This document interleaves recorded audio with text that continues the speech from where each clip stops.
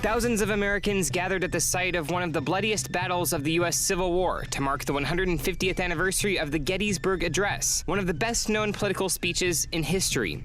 When President Abraham Lincoln arrived at the Soldiers' National Cemetery 4 months after the pivotal Battle of Gettysburg, the field was still littered with the carcasses of thousands of horses. 7,000 soldiers had died in the 3 days of fighting, and 40,000 more were wounded. At the time, his short tribute to the dead was meant as a second act to a long commemoration by former Massachusetts Governor and Senator Edward Everett, a renowned orator. But it was Lincoln's 2-minute speech, calling for national unity, that stood the test of time.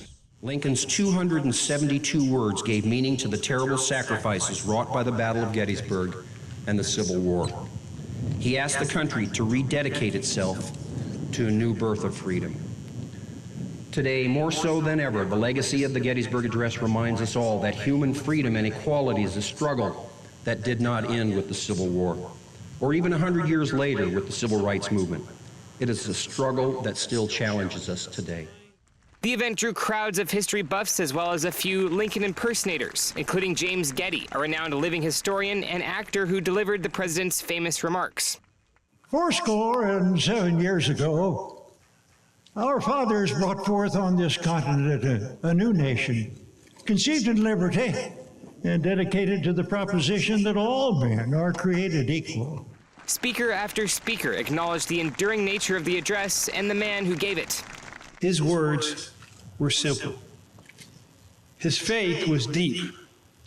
His genius was so profound, it could be dispensed in those 272 words and yet shape decades, nay, centuries of thought and debate about what it means to be in the United States of America. The celebration concluded with Supreme Court Justice Antonin Scalia swearing in 16 people as U.S. citizens. That number was chosen because Lincoln was the nation's 16th president.